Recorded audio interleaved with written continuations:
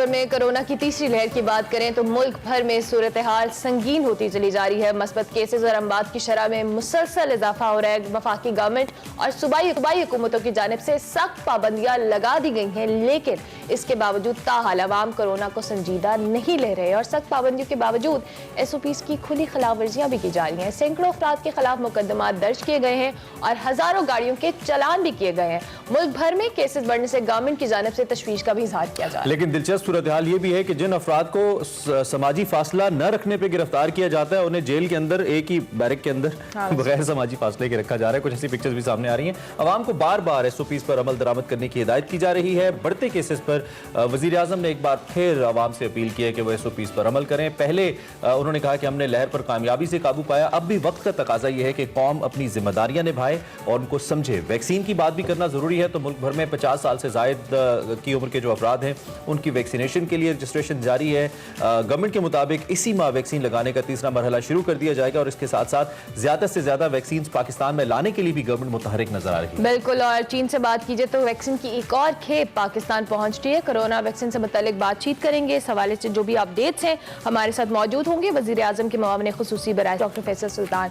बहुत शुक्रिया डॉक्टर साहब कि आपने अर्ली द मॉर्निंग हमें एक्सप्रेसो में ज्वाइन किया। वेरी गुड मॉर्निंग डॉक्टर साहब। बाकी बातें तो हम बाद में साथ साथ करेंगे, लेकिन सबसे पहले हम वज़ीर आज़म की सेहत के हवाले से जानना चाहेंगे। कल आप उनके साथ मीटिंग में भी थे। आपको किस तरह से उनकी मस्बत तब्दीली आई है या उनकी जो सेहत है वो बेहतर हुई है? बिल्कुल ठीक है जी, उनकी सेहत अच्छी तरह से और तेजी से रिकवर कर रही है और मैं समझता हूँ कि इस कोरोना की जो उनको इन्फेक्शन लगी उसमें से वो अच्छी तरह से निकल आए। लेकिन बस उनको अब यही कहा है कि आहिस्ता आहिस्ता अपनी जो एक्टिविटीज हैं उनको बढ़ाते जाएं जैसे कि वो सस्टेन कर सकें। और डॉक्टर साहब, सदर मुमलिकत की हेल्थ के हवाले से भी इंफॉर्मेशन है कुछ आपको?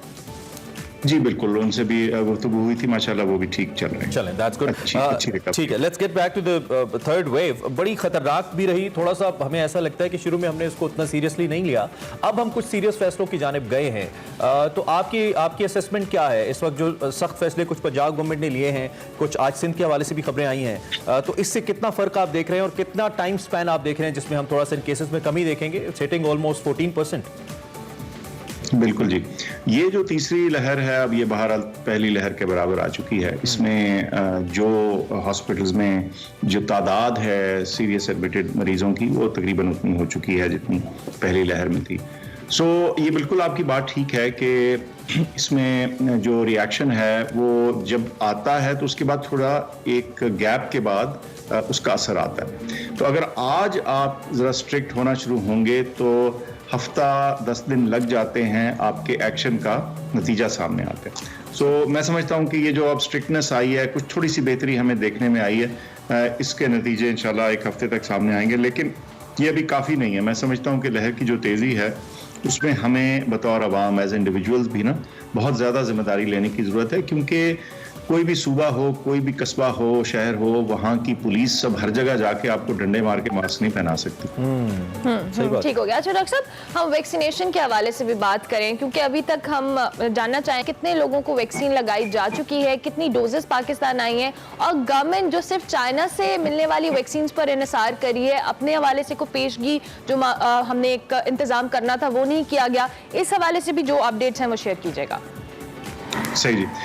अच्छा, ऐसे है कि कल से पहले तक जो अभी तक आप समझ लें 30 से पहले तक 30 मार्च से पहले तक जो वैक्सीन की फराहमी थी उसमें तकरीबन 1.2 मिलियन 12 लाख डोजेज आ चुकी थी वैक्सीन की, जिसमें से 8 लाख डोजेज से ज़्यादा लग चुकी हैं। अब पिछले 2 दिन में फराहमी फर्दर शुरू हुई है। कल 5 लाख डोजेज आई एक वैक्सीन की, 60,000 दूसरी की। आज इंशाल्लाह 5 लाख और आ जाएंगी। तो इसका मतलब है कि आज के हुसूली के बाद जो मजमूई तादाद है वो 2.2 मिलियन यानी 22 लाख से ज़्यादा वैक्सीन डोजेस की हो जाएगी, जिसमें तकरीबन 8 लाख से ऊपर लग चुकी हैं और बाकी अब हम लगाने जा रहे हैं। ये चीन से क्यों हुसूली हो रही है, उसकी बड़ी सादी वजह यह है कि जो दूसरा रास्ता जिसको कोवैक्स बोलते हैं, जो एक बहुत बड़ा कंसोर्शियम है जिसके ज़रिए करोड़ों वैक्सीन की खरीदारी की जानी थी, उनको उनको खुद से वैक्सीन की अवेलेबिलिटी में मुश्किल पेश आ रही थी, तो फिर हम उनका इंतजार नहीं कर सकते थे और हमें फिर अपना इंतजाम खुद करना था। ठीक है। अच्छा डॉक्टर साहब, एक चीज टेक्निकल, अब नॉट अ मेडिकल स्टूडेंट, लेकिन आप जो कि डॉक्टर हैं, आप हमें बता दीजिएगा, टेक्निकली समझ नहीं आती कि जो फर्स्ट वेरिएंट के लिए वैक्सीन बनी, फर्स्ट वेरिएंट जब अपनी शक्ल तब्दील कर चुका है, म्यूटेट कर चुका है वायरस, तो वो वैक्सीन की अफादियत भी हमें उस तरह से नहीं लगती। सिम्टम्स मुख्तलिफ हैं, इसका असर मुख्तलिफ है, ज़्यादा सख्त है और बच्चों पे भी हो रहा है। तो हम ये कैसे कन्विंस हो कि जो वैक्सीन हम पहले कमिट कर चुके हैं वही वैक्सीन इस थर्ड वेरिएंट के ऊपर भी मुअस्सर होगी? आवाम सवाल पूछ रही है इसके ऊपर। अच्छा, जब वैक्सीन बनाई जाती हैं, बड़ी अहम सी चीज़ है और मैं आपको सादे तरीन तरीके से समझाने की कोशिश करता हूँ। जब वैक्सीन बनाई जाती है तो वो वायरस या जरासीम के उस जुज़ के खिलाफ बनाई जाती है जिसको मेडिकल इस्तिलाह में हम कंजर्व्ड रीजन कहते हैं। क्या मतलब है कंजर्व्ड रीजन की? वो हिस्सा जरासीम का जो तब्दील नहीं होता आमतौर पर, ताकि वैक्सीन जो अगर कोई उसकी छोटी मोटी चीज़ इधर उधर फर्क हो भी जाए तो जो उसका मेन कोर है, जो ऐसी चीज़ है जो कि चेंज नहीं होती, उसके खिलाफ बनाने की कोशिश की जाती है। ये ऐसी प्रोटीन होती है सरफेस पे जो वो समझा जाता है कि जो बदलेगी नहीं। हाँ, ये ज़रूर होता है कि कई दफ़ा वैक्सीन जरासीम ऐसी शक्ल इख्तियार कर लेता है वायरस कि वाकई जिसके खिलाफ वैक्सीन ना काम करे। लेकिन इस वक्त ऐसी कोई एविडेंस नहीं कि जो हमारे माशरे में जरासीम चल रहे हैं, वायरस चल रहा है, उनके खिलाफ ये वैक्सीन जो है ये कारआमद नहीं, ऐसी बात नहीं। अभी ये इफेक्टिव है। ठीक है। शुरू में हमें आइसोलेशन सेंटर्स भी बनाना पड़े थे और हम वेंटिलेटर्स को लेके भी थोड़ा परेशान हुए थे। फिर हमने खुद मैन्युफैक्चर करना शुरू किया और अच्छा परफॉर्म किया गवर्नमेंट के इदारों ने उस वक्त सिचुएशन को देखने के लिए। अब लेकिन वेव भी ज़्यादा स्ट्रॉन्ग है और केसेस भी ज़्यादा बढ़ रहे हैं, तो अब हमारी तैयारी क्या है? ओवरऑल क्या नंबर्स है आपके पास कि हम अगर खुदा न खास्ता किसी बहुत वर्स्ट कंडीशन की तरफ तो नहीं जा रहे? इटली और अमेरिका जैसी कोई अल्लाह ना करे सूरत हाल तो नहीं आ सकती? देखिए, हुआ ये कि जो पहली वेव आई उसके बाद हमने जो सबसे अहम चीज़ की वो ये कि अपनी जो कैपेसिटी थी वो बढ़ाई और ऑक्सीजन की कैपेसिटी बढ़ाई। और हमारे हेल्थ सिस्टम ने, हमारे डॉक्टर्स ने, नर्सेज ने, आईसीयू के स्पेशलिस्ट ने इस बीमारी के साथ टैकल करने की कैपेबिलिटी में इजाफा किया। तो हमारे पास जो पहले की निस्बत तादाद और उसकी जो स्पेशलिस्ट कैपेबिलिटी है, दोनों वो पहले की निस्बत बहरहाल ज्यादा है। लेकिन देखिए, एक मैं आपको बात कहता हूँ, मिसाल के तौर पे अगर आपकी पहले कैपेबिलिटी 100 थी और आपने उसको बढ़ा के 150 कर लिया, बहुत अच्छी बात है। लेकिन अगर हम एहतियात नहीं करेंगे और बीमारी 170 पे चली जाएगी तो आपका सिस्टम फिर ओवरवेल्म हो जाएगा। तो आप जितनी मर्जी तैयारी कर लें, अगर हम प्रिवेंशन की तरफ, रुकाव की तरफ, उसके जो रुकावट की तरफ की जो एफर्ट है वो नहीं करते, तो आपका सिस्टम फिर भी दबाव में आ सकता है। ठीक हो गया। अच्छा डॉक्टर साहब, चूंकि अभी आप बात कर रहे थे फैलने के हवाले से, अब जो वेरिएंट चेंज हुआ जिसको हम यूके वेरिएंट का नाम दे रहे हैं और कह रहे हैं कि ये बहुत तेजी से फैल रहा है, इस थर्ड वेव में बच्चे भी बहुत ज़्यादा अफेक्ट हो रहे हैं। ऑब्वियसली हमें एहतियात की ज़रूरत है। गवर्नमेंट ने स्मार्ट लॉकडाउन की पॉलिसी अपनाई है। आपको लगता है कि जब तक इसको स्ट्रिक्ट किया जाएगा या प्रॉपर हमें उसकी तरफ जाना भी पड़ सकता है? क्योंकि अभी तक बज़ाहिर हमें लग रहा है कि पब्लिक इतनी सीरियसली नहीं ले रही है एसओपीज़ को लेकर। अच्छा, इसको वेरिएंट को बेहतर होता है उसके नाम से बुलाया जाए, B117। वो किसी जगह, ये शहर के नाम से जब हम बुलाते हैं तो ऐसे मालूम होता है कि सिर्फ वही है वो।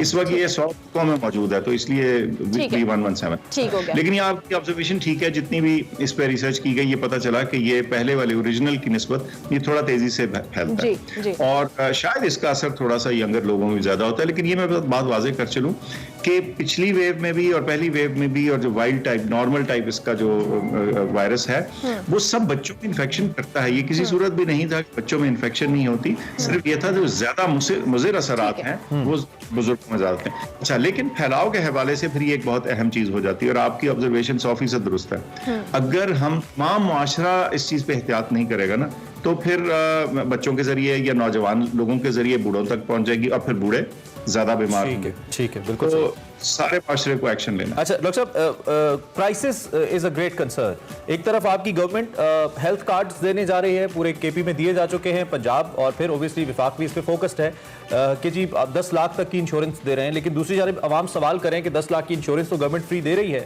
8,000 की वैक्सीन नहीं दे रही।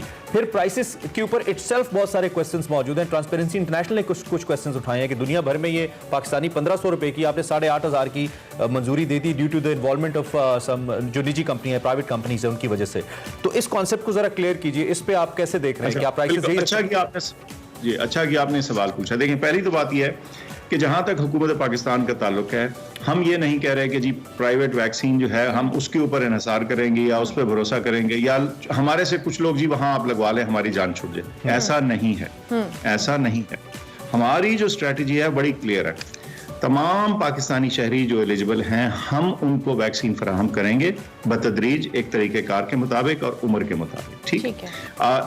ये प्रोसेस कभी भी 100% परफेक्ट नहीं होता, जैसे आपने कुछ रिसेंट मिसालों में देखा, लेकिन 99% मैं समझता हूं इसकी डिप्लॉयमेंट जो हुई है वो एज के हिसाब से और आपके पिन कोड के हिसाब से ही हुई है। अब रह गया तो, और वो मुफ्त हो रही है, उसकी खरीदारी हुकूमत ने की है या उसको हुकूमत को डोनेट हुई है या जिस सूरत भी हुकूमत को हुसूल हुई है वो वैक्सीन अवाम को वो मुफ्त लग रही है, उसके कोई लगाने के चार्जेस नहीं है। ठीक है ना, बिल्कुल फ्री है। अच्छा, अब रह गया प्राइवेट में ये हुआ कि देखें बहुत सारे लोगों ने कहा कि देखें जी आपकी वैक्सीन आप एक तरीके से ला रहे हैं, हो सकता है कुछ माह लग जाए हमारे तक पहुंचते, तो आप हमें लगवाने दें अगर हम कहीं और से मंगवा लें।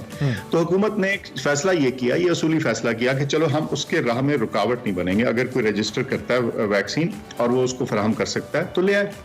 अच्छा, और शुरू में ये अवेलेबिलिटी थी भी नहीं, जहां करोड़ों वैक्सीन की डोज खरीदने वालों को वैक्सीन नहीं मिल रही थी, वहां छोटे बायर को किसने पूछना था। लेकिन बहरहाल कभी कोई फ्लेक्स होता है जगह में, कुछ लोग उसको रजिस्टर करके चंद डोजेस ला पाए, तो हम समझते हैं कि वो ले आए। ठीक है, वो चंद लोग अगर लगा भी लेंगे तो वो 1% कभी कुछ अशरे अशीर भी नहीं होगा। ठीक हो गया। अच्छा डॉक्टर साहब, चूंकि एंड में हम गवर्नमेंट को हमेशा की तरह अप्रिशिएट भी करेंगे, चाहे वो टेस्ट से लेकर हो, डायग्नोसिस हो, टेस्ट का मामला और उसके बाद वैक्सीनेशन तक, गवर्नमेंट ने बहुत सारे इकदाम किए हैं पब्लिक को फैसिलिटेट करने के। लेकिन ऑब्वियसली जब तक पब्लिक सपोर्ट नहीं होगी ये जंग नहीं जीती जा सकती, और this is the new normal basically. क्या मैसेज देंगे हमारे प्लेटफॉर्म से पब्लिक को कि इस थर्ड वेव को हमें किस तरह से डिफेंड करना है, खुद को इससे बचाना है, अपने अजीजों को बचाना है? शुक्रिया कि आपने मौका दिया। देखें, मैं समझता हूं कि ये मास्क इस बीमारी के फैलाव की सबसे बड़ी जो हमारे पास वेपन है ना इस वक्त, उसको रोकने के लिए वो ये मास्क है, वो एहतियाती तदाबीर हैं। हमारा दिल और दिमाग है कि हम यानी एक यकसुई से इस चीज़ के पीछे लग जाएं कि इस बीमारी की लहर को हमने गुजारना है काबू से हुए बगैर। एक बात। दूसरा, जब वैक्सीन की बारी आती है आपकी तो वैक्सीन लगाइए। मैं आपको फिर बताता हूँ 8 लाख से ज़्यादा लोग जो हैं उनको लगाई जा चुकी है, लेकिन अगर हम सीनियर सिटीजन की तादाद देखें तो उनमें जो रजिस्टर हो चुके हैं उनमें से सिर्फ 30% ने अभी तक वैक्सीन लगवाई है, एक 32%। तो वो भी बहुत अहम मसला है कि जब आपकी बारी आती है तो लगवा लें और उसमें देर। बिल्कुल सही। डॉक्टर साहब बिल्कुल मुख्तसरन बता दीजिएगा, मेरा एक कंसर्न है कि पहले जब हुकूमत ने लॉकडाउन किया था, जो गरीब तबका था, कम तनख्वाहों वाला या मजदूर, उसके लिए आपने वजीफों का ऐलान किया था एहसास प्रोग्राम के तहत, और घर पे बहुत से लोगों को ये पैसे मिले। अब भी चूंकि हम लॉकडाउन की जानिब जा रहे हैं, आज लाहौर में मेट्रो भी बंद है, स्पीडो भी बंद है, बहुत सारा मजदूर तबका सफर करेगा, इससे लोगों के घर के चूल्हे बुझने का खदशा है। कोई प्लान है आपका, चाहे वो 10-12 दिनों के लिए हो, लोगों की अगर जॉब चली जाए तो गवर्नमेंट इसको कंपनसेट करे, कोई लायामल है आपके माइंड में? देखिए जी, जो एहसास प्रोग्राम की इंटरवेंशन है वो तो बिल्कुल लगातार उसी तरह चल रही हैं जैसे कि थी। अगर इसमें कोई इजाफी चीज़ करनी होगी तो वो वज़ीर आज़म और एहसास के इंचार्ज हैं डॉक्टर सनिया, वो आपस में ज़रूर मशवरा करके इस पर देख लेंगे कि और अगर कोई इजाफी एक्शन करने की ज़रूरत है या नहीं। लेकिन कल आपने सुना होगा कि जो NCC हुई उसमें भी वज़ीर आज़म ने ख़ास तौर पर इस चीज़ पर स्ट्रेस दिया कि हमने वबा को फैलाव से तो रोकना है, लेकिन साथ साथ हमने ऐसी सिचुएशन नहीं लानी जहां जो सबसे कमज़ोर तबका है वो बीमारी और जिसे कहते हैं अनएम्प्लॉयमेंट और भूख दोनों का शिकार हो जाए। तो दोनों चीज़ों को साथ लेके चलना है और ये मुमकिन है हमारी एहतियाती चलो we wish you all the best. मुश्किल सूरत हाल है डॉक्टर साहब, आई होप कि हम इससे जल्द निकले। थैंक यू वेरी मच, आपने हमें वक्त दिया और डिटेल्स के साथ हमारे क्वेश्चंस को आंसर किया। इस वक्त डॉक्टर फैसल हमारे साथ मौजूद थे। हमने क्या स्ट्रैटेजी है इस B117 वेरिएंट को लेकर इसके ऊपर उनसे बात की और उसके साथ साथ ये भी जाना कि वैक्सीनेशन के हवाले से क्या डिटेल्स है। विद दैट हुकूमती ऑफिशियल्स आई होप के कंसर्न है उनका, गरीब लोगों के को फिर एक दफ़ा बहुत ज़्यादा मुश्किलात का शिकार हो गए हैं, खासतौर पे जो रेडीबान हैं, जो मजदूर हैं, जो पब्लिक ट्रांसपोर्ट पे सफ़र करने वाले लोग हैं, वो बहुत मुश्किलात का लाहौर जैसे बड़े शहरों में शिकार हैं। तो आई होप कि पंजाब हुकूमत और वफाकी हुकूमत कंपनसेट करेगी। हम सबको एहतियात की ज़रूरत है ताकि हम इस मुश्किल टाइम से निकल सकें। तो एहतियात आप लाजमी करें, मास्क का इस्तेमाल करें, SOPs को फॉलो करें। इसी नोट पर एक ब्रेक लेते हैं, ब्रेक के बाद हाजिर होंगे। आप देखते रहिए एक्सप्रेस।